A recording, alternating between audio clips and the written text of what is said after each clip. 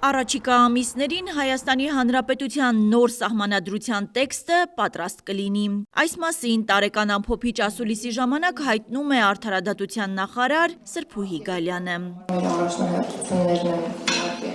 նոր սահմանադրության տեքստի վերջնականացումը, եւ դա ակնկալվում է իրականացնել առաջիկա կիսամյակի ընթացքում։ Չենք շահվելու նաև այն ժամկետներից, որոնց մասին, որ ես նախորդիվ խոսել եմ բազմիցս, եւ մեր աշխատանքների ամփոփման ամիսը մարտ ամիսն է շարունակում մնալ, այսինքն մարտին մենք ունենանք տեքստ, որը հրապարակման ենթակա այլևս կլինի։ Հայաստանում համաներում չի լինելու։ Նախարար Գալյանը բազմիցս անդրադարձել է այս հարցին, սակայն հարկ համարեց ևս մեկ անգամ նշել, որ նման հարց օրակարգում չկա։ Փոխարենը կենտրոնանում ենք անհատականացնող մեթոդների վրա, այսինքն անձանց անհատականացնող եւ անհատական մոտեցում ցուցաբերելու ունակ մեթոդների վրա եւ պատժից պայմանական վաղաժամկետ ազատելու ինստիտուտը հենց այս մեթոդներից է եւ մենք լավարկելու ենք մեր զեկույցների որակը, ինչը նաեւ հնարավորություն է տալու դատարաններին ավելի հաճախ կիրառել այս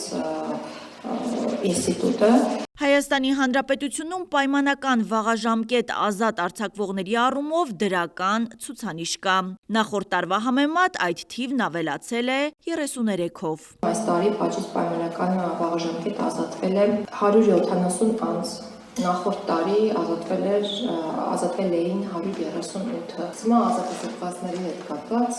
եւ ոչ միայն սմա ազատազրկվածների հետ կապված, այլ բոլոր պատիժ կրող անձանց հետ կապված անհատական մոտեցումը ենթադրում է նաեւ պատժի կրման պայմանների բարելավում գոտիների փոփոխության միջոցով, անվտանգության գոտիների մասին է խոսքը եւ այս տարի ցուցանիշները բավականին դրական են։ Այսինքն տասնյակից ավել որոշումներ են կայացվել հօգուտ պատիժ կրող անձանց գոտիների տեղափոխման հետ կապված։ Վերջին 5 տարվա համեմատությամբ Հայաստանում առաջին անգամ դատապարտյալների թիվը կալանավորների թվից ավելին է։ 2869 անձ է այսօր պահվում քրեակատարողական հիմնարկներում, որից 1406-ը կալանավոր է, իսկ 1463-ը դատապարտյալ։ Սա բավականին դրական ցուցանիշ է, նշանակում է, որ կալանքների թիվը նվազում է եւ փոխարենը ավելանում է դատական ակտերի թիվը, որոնք մտնում են օրինական ուժի մեջ։ Տպավորություն է ստեղծվում, որ մարդիկ երբ հայտնում են քրեակատարական հիմնարկում, այնտեղից դուրս չեն գալիս կամ շատ ուշ են դուրս գալիս։ Ես միայն նախորդ տարվա ցուցանիշը ձեզ կներկայացնեմ։ Նախորդ տարի ՔԿՀ մուտք է գործել 2557 անձ, եթե համեմատենք 2024 թվականի հետ, ապա 2024-ին 2064-ն է եղել այդ թիվը, եւ ՔԿՀ-ից դուրս է եկել, քրեակատարական հիմնարկներից դուրս է եկել 2396 անձ։ Այսինքն ըստ էության ամեն տարի մենք նույն թվով անձանց մուտք ու անձանց ելք ենք ունենում։ Իհարկե դրանց մեջ կան մարդիկ, որոնք տեղական ժամանակով պատիժ կամ կալանք են կրում, բայց հոսունությունը բավականին մեծ է։ Արդարադատության նախարարը համաձայն չէ այն մտքի հետ, թե այսպես ասած անցանկալի անձանց համատարած կալանավորումներ են իրականացվում։ Նախարարն առանձնացնում է տնային կալանքի եւ վարչական հսկողության ներքո գտնվողների թիվը։ 907 տնային կալանքում գտնվող անձ ունենք, 1143 վարչական հսկողության ներքո գտնվող անձ ունենք։ Եվ չեմ կարող նշել, թե քանի անձ ունենք, որոնց նկատմամբ կիրառված է չհեռանալու, երկրից չբացակայելու արգելք, եւ չեմ կարող նշել թվական տվյալներ, որոնց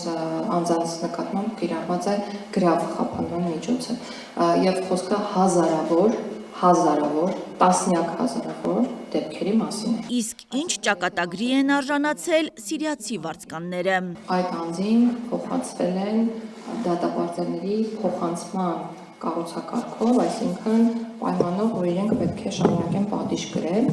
եւ հարցը կարգավորվել է քրեական բարիքներով իրավական օգնության մասին օրենքով, ըստ որի կարող է process-ը իրականացվել փոխադարձության սկզբունքի հիման վրա։ Եվ դա արվել է գնահատելով այն հնարավորությունները, որոնք մենք այս պահին ունենք, եւ արվել է նաեւ Սիրիայի հետ հարաբերությունները բարելավելու, Սիրիայում հայ համայնքի իրավունքների պաշտպանությունը ավելի արդի դարձնելու նպատակով։ Մեր երկրում քաղբանտարկյալներ չկան, նախարարը հղում է անում ԵԽԽՎ զեկույցին։ Վերջերս եվրոպական կառույցների կողմից համապատասխան զեկույցներ հրապարակվեցին եւ մեր ընդդիմախոսները եւ ընդդիմադիր քաղաքական ուժի ներկայացուցիչները շատ դառնացած, ընդ որում իրենք էլ են մասնակից այդ ամենի, նշում են, որ որևէ հղում քաղբանտարկյալներին չկա եւ այլն, իսկ դա ինչի մասին է խոսում, որ իրական գուցե դրանք չկան։ 7 միլիոն դրամ պարգևավճարը նախարար Գալյանը շատ չի համարում։ Խոսելով կառավարության առաջնահերթ խնդիրներից, գերատեսչության ղեկավարն առանձնացրեց Հայաստանի բոլոր դատավարական գործընթացների ամբողջական թվայնացման հարցը։ Նախարարը նշեց, որ 2025-ին գործարկվել է վարչական դատավարության էլեկտրոնային հարթակը, որը քաղաքացիներին եւ իրավական ոլորտի մասնագետներին հնարավորություն է տալիս վարչական դատավարություններին մասնակցել առցանց եղանակով։ Հասմիկ Վահրադյան, Արմալուր։